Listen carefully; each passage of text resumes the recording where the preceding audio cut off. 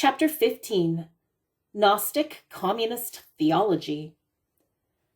The day a Gnostic dies is a time of rejoicing.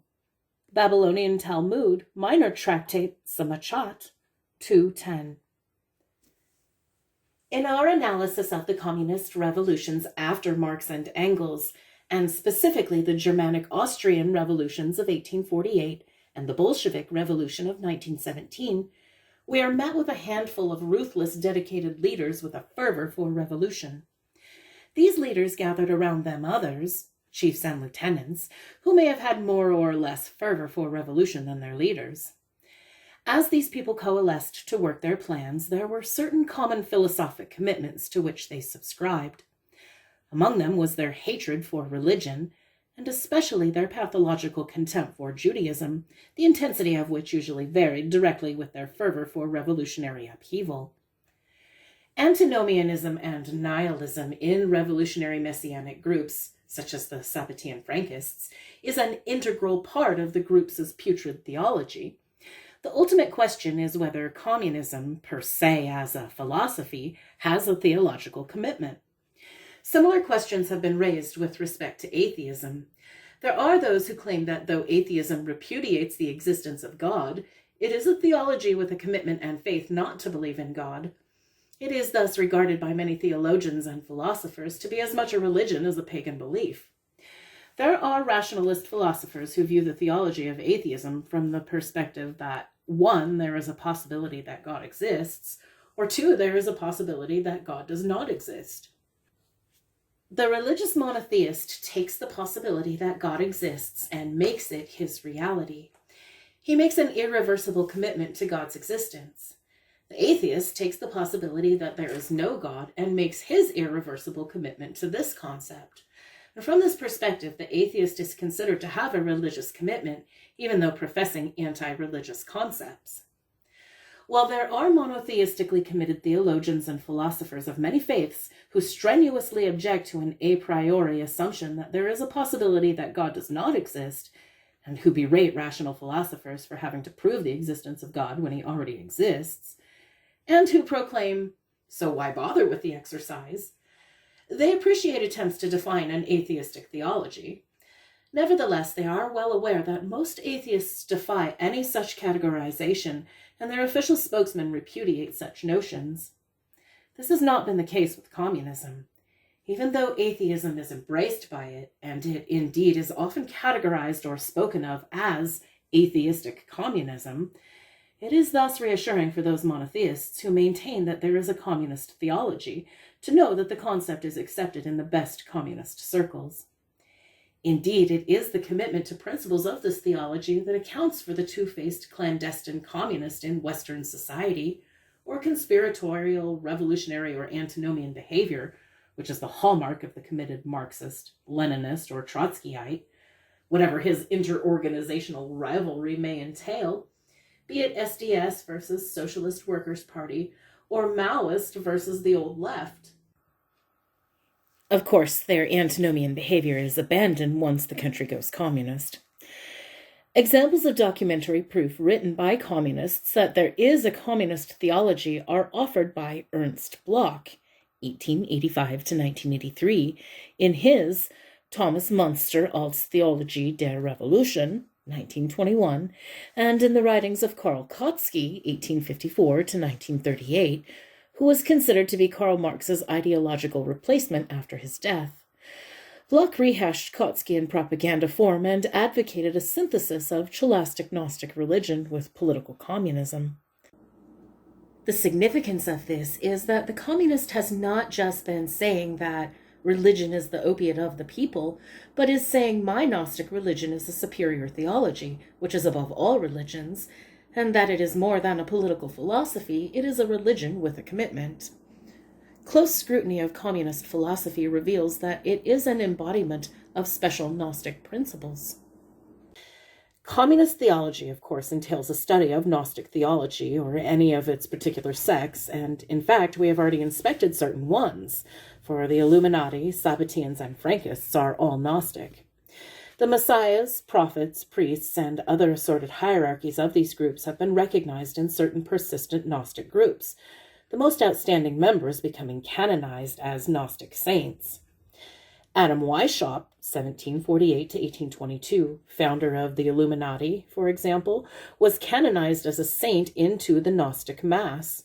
The canonization was presided over by Aleister Crowley of the Gnostic sect, the Golden Dawn.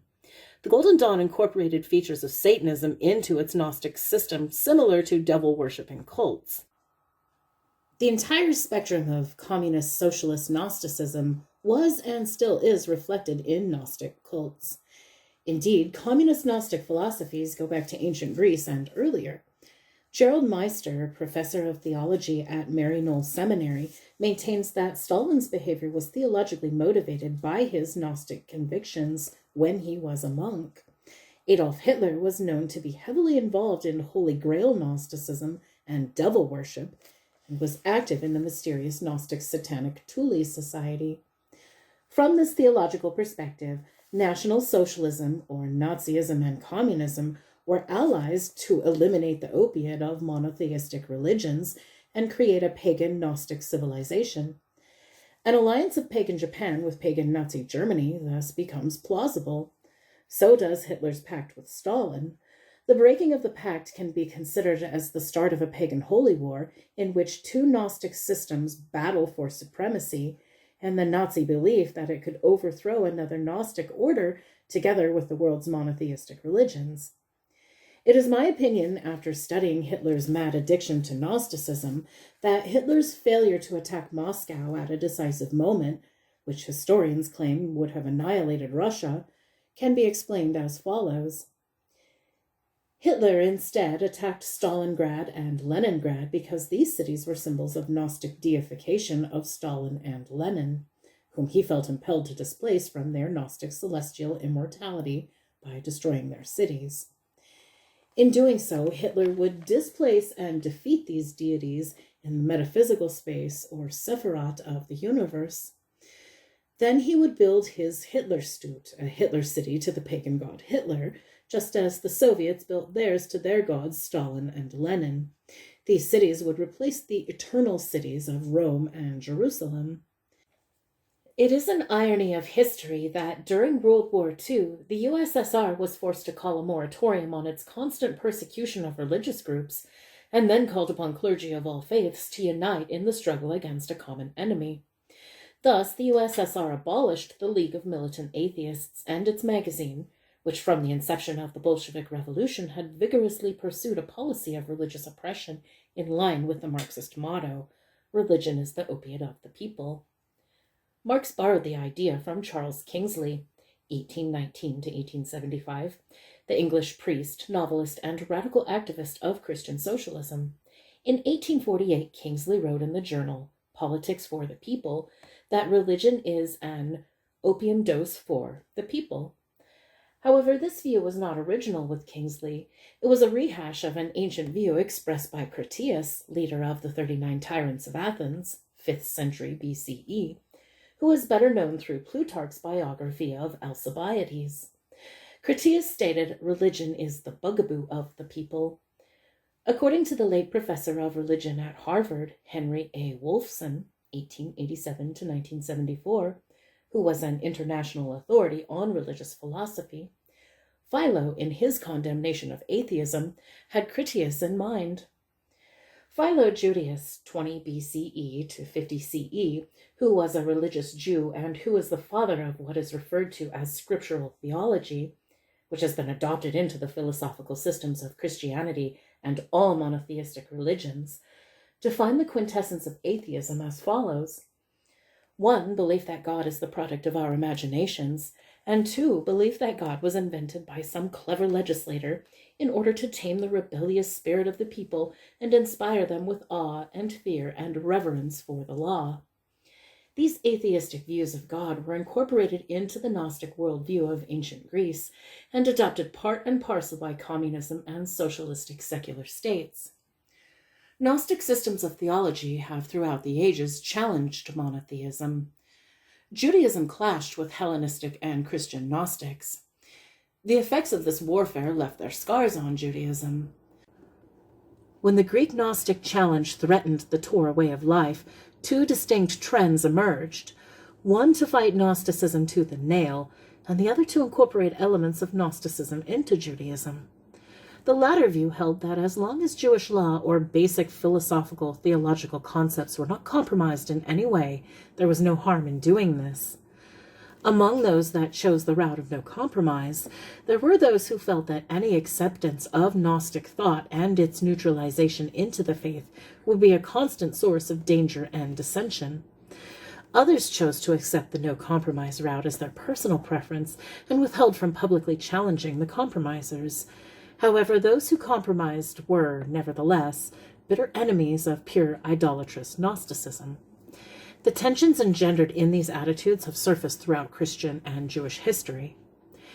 In Judaism, the Midrashic literature encompassing much legendary material on the Bible, as well as minor randomly interdispersed legendary sections of the Talmud between its major legalistic sections, initially became the repository of the tamed Gnosticism. Out of these basic writings grew a unique literature that resulted in the development of some of the finest ethical and morally influential systems on Jewish life, which even anti-Gnostic purists acknowledged had spiritual edification despite their opposition to what they considered the basic superstitious premises upon which these ethical systems were built. The Zohar is exemplary of this literature. Some exemplary spirited conflicts and debates are quite instructive. The Torah clearly repudiates astrological superstition. Nevertheless, this matter was hotly debated in the Talmud. Shabbat 156a. Rabbi Kainina states, "A constellation imparts wisdom. A constellation makes one wealthy, and there is a constellation for Israel." Rabbi Yochanan states, "There is no constellation for Israel." In support of his view, Rabbi Yochanan cites Jeremiah 10:2, which states, "Thus saith the Lord, learn not from the custom of the Gentiles, and pay no heed to the signs of the heavens." Did Rabbi Kainina believe in pagan astrology? Absolutely not. He believed that the constellations derived their power from God, their creator. The classical Midrashic literature interfaced with pagan concepts, which had been similarly stripped of their idolatry. However, there were rabbis who wanted no part of any pagan concept.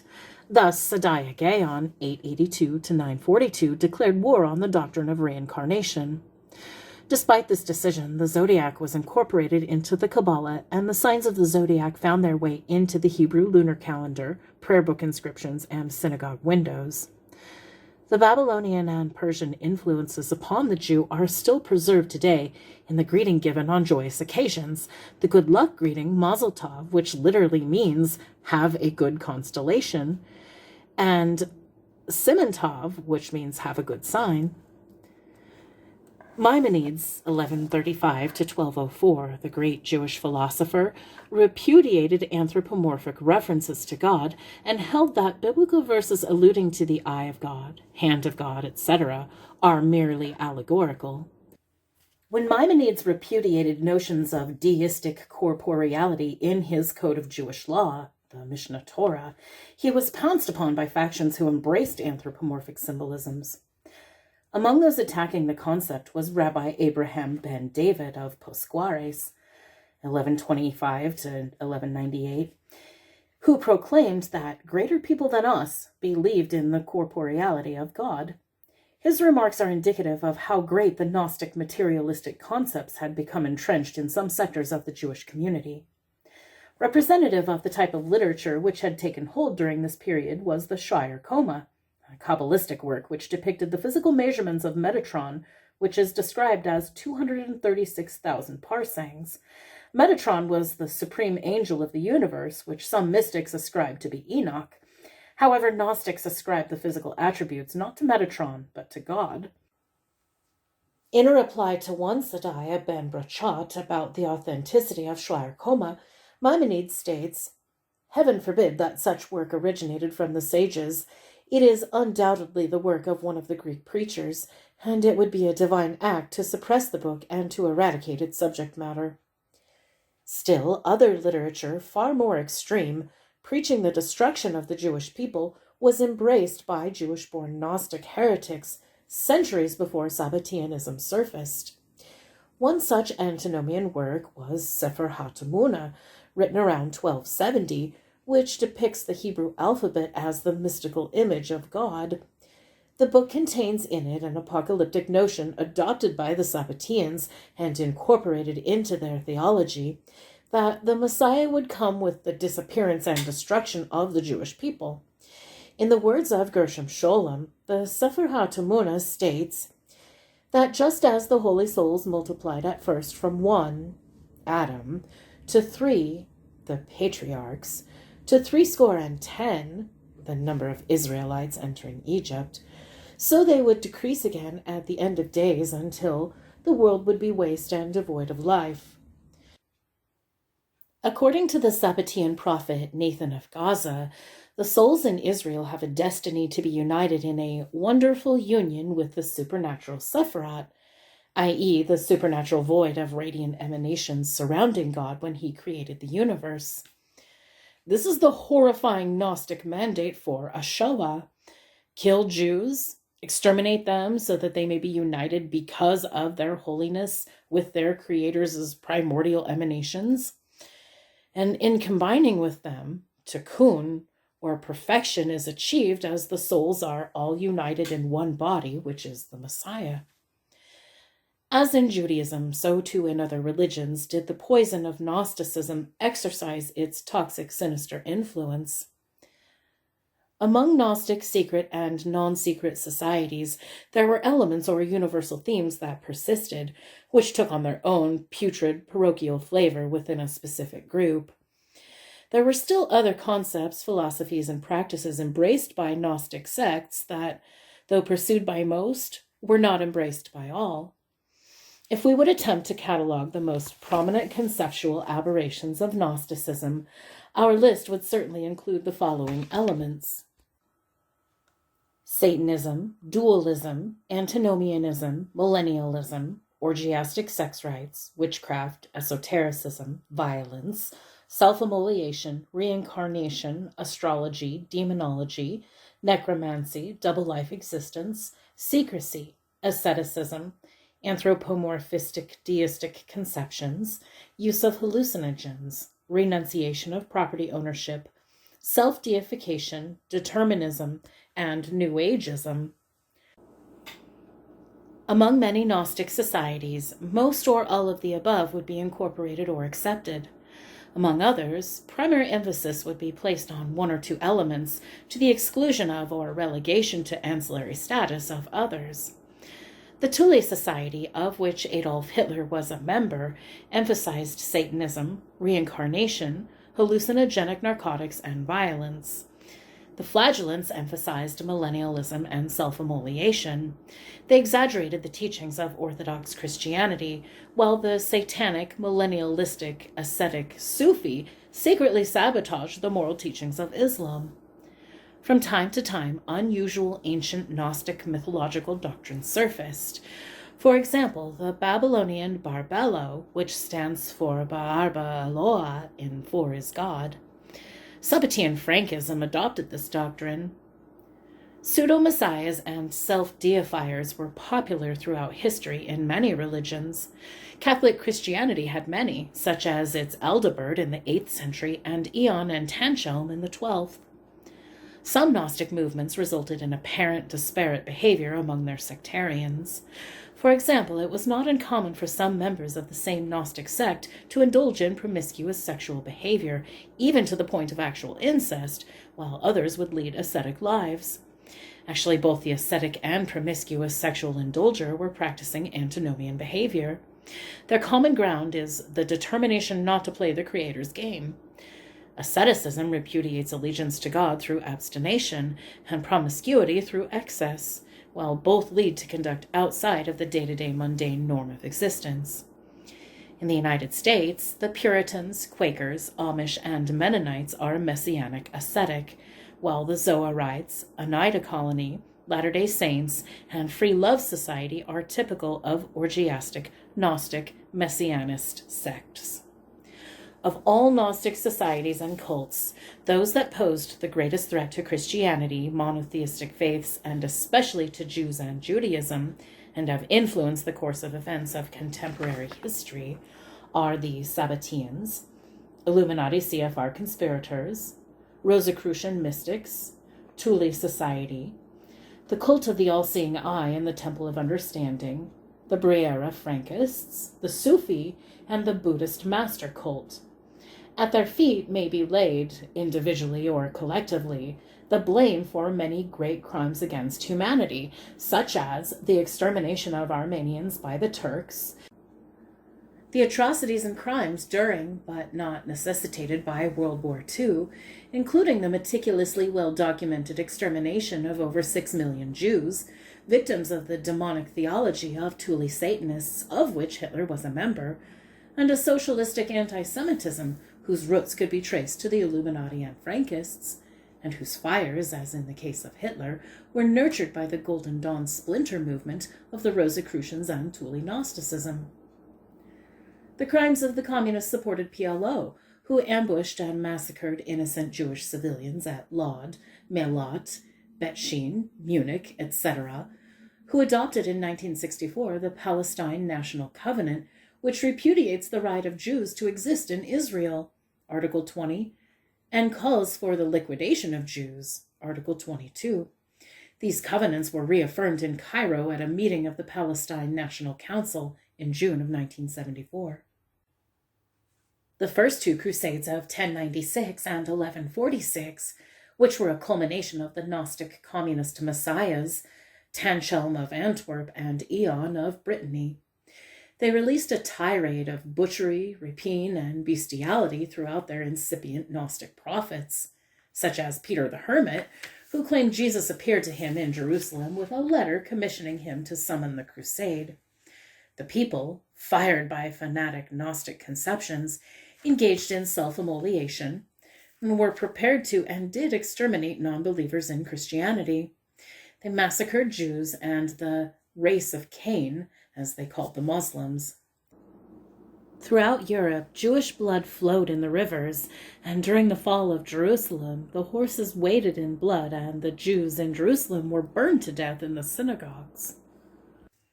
This was all consistent with Gnostic doctrine, especially the concept that whoever killed a Jew who refused baptism had all his sins forgiven.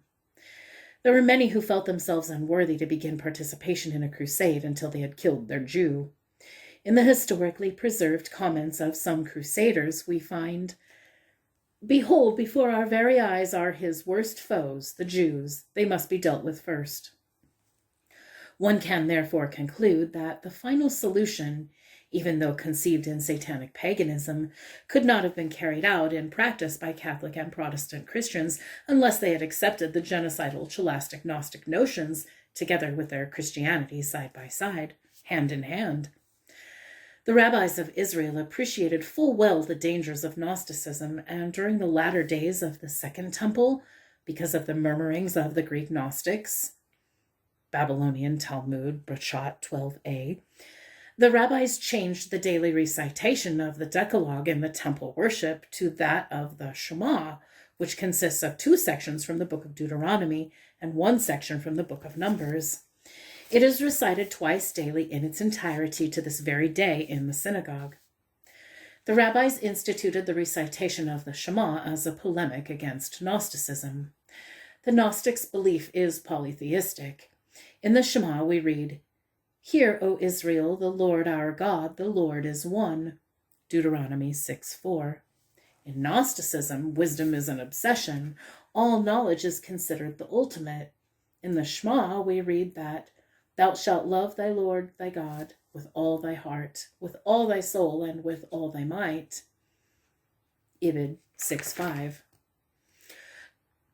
Gnostics believe in mysterious amulets and symbols and inscriptions, but in the Shema, the ultimate inscription is that of the word of the Lord, which is to be written in the holy tefillin and mezazet on the doorsteps. The Gnostics believe that the weather was controlled by princes of light and darkness who created hail and storms. To them, these princes controlled various aspects of nature, and their wrath was to be supplicated. The Shema states that rain would be withheld from Israel if its people should pursue the very lack of values implied in Gnostic idolatry systems. And it says in the Torah, "It shall come to pass that if you worship other gods, that the anger of the Lord will be kindled against you. The heavens will be locked up, and there will be no rain, and the earth will not yield its produce." Ibid 11:17. Gnostics proclaimed the fecundity principle. Sexual promiscuity was an ultimate end. The Shema warns Israel not to lust after the desires of the heart and the eyes. Indeed, the rabbis comment that to lust after the heart refers to Gnosticism.